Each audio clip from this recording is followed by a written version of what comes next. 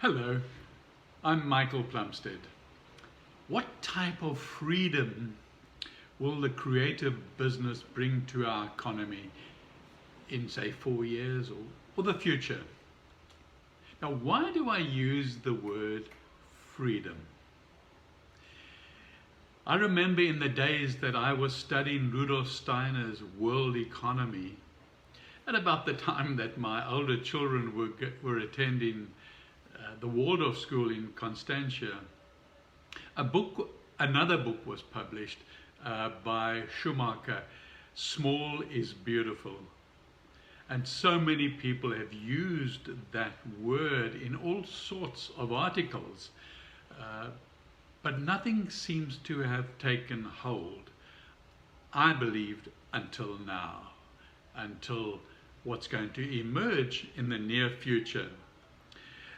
That book was a study about the economies based on the statement, if people mattered. If people mattered, how powerful is that? And that, I believe, is our future. I support this concept that Schumacher was talking about.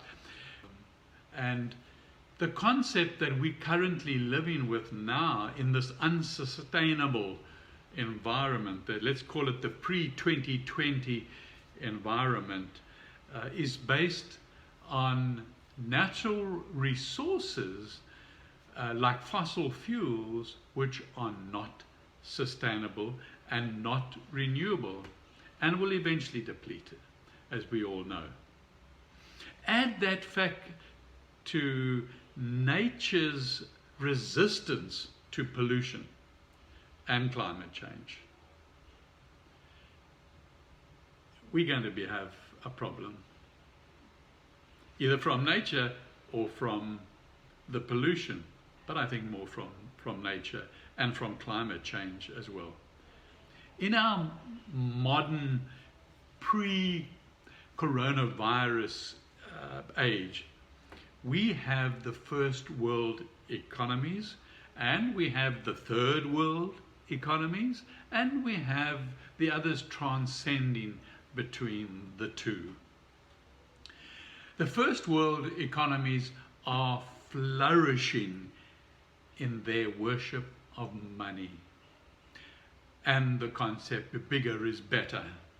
And let's automate to be more productive, not to worry about the people, okay?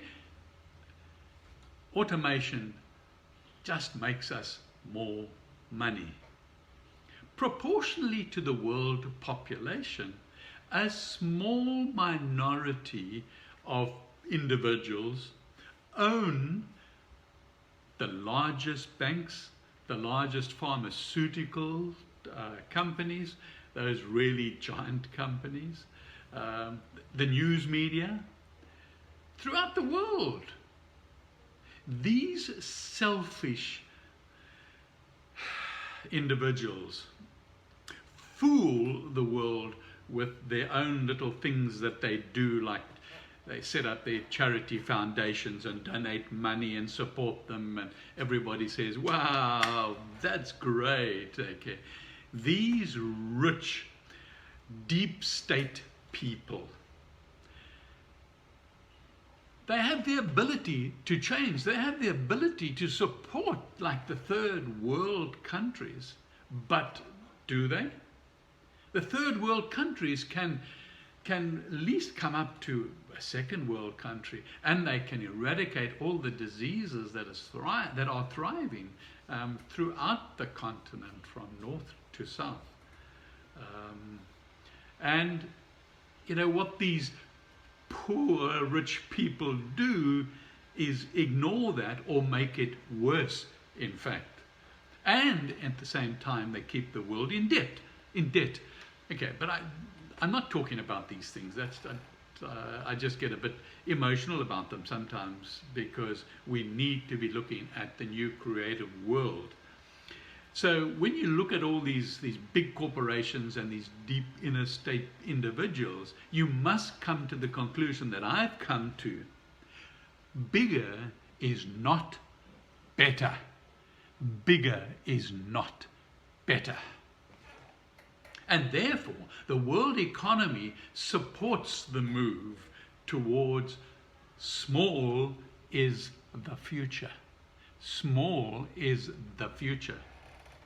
Everyone, particularly governments of the world, will be focusing on an intermediate technology that is useful and relevant to the third world, but also examine the freedom at the same time and fulfillment these small villages are experiencing without the first world countries intervening with their health and their politics. They live in a self-sustaining and offer a part solution to, I think, the future. They have a formula for a modern post-coronavirus economy, not in totality, and I don't mean we go back to the dark ages, okay? But these could include, the examples could include like African tribes, like the kibbutz in Israel, and like the Buddhist economies.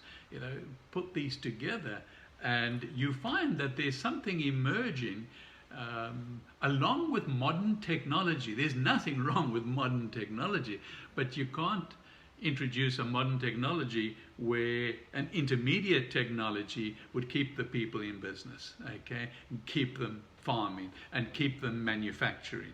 Okay. So the solution would likely be for a few people to focus their talents a few hours a day and being part of a small business partnership, which is part of a small town, which is part of a larger community of towns and countries. So this philosophy is one of enoughness. I like the word, I don't know if it exists, but it certainly explains. The philosophy is of enoughness, not greed, okay, not selfishness, but enoughness. Which appreciates both human needs, their limitations, and the appropriate use of relevant technology. These selfless business owners and scientists will develop useful technologies that will focus on the employment of people using their inherent natural skills to move them as one society towards new heights of fulfillment. And unconditional joy. It'll just be part of us. The joyful experience. We will just be joyful. The people will offer their skill for an hour a day to develop sustainable organic food as part of a charitable approach and organization in each of the small communities and businesses. This food is freely shared amongst all the people participating and also to people who have disabilities and cannot participate. There are 4 types of economic systems. I'm not yet aware of a system that will benefit the people of the world. You can't combine these systems. It just doesn't work. You can't take the best of all 4 systems and then it just will not work. They are what they are because they are. Okay. The new system will emerge as individuals build businesses that are based on selflessness, which brings the all-important spiritual aspect of life into the process. And that's what's been missing forever. Okay. Freedom is freedom from any system that limits individual growth or places one in poverty. Every individual will have the right to property education, food, and an opportunity to help others through their work. And this will happen because small is beautiful, and small will give us a modern world with modern technology, and we will all be fulfilled in our participation in this new economic concept. Thank you.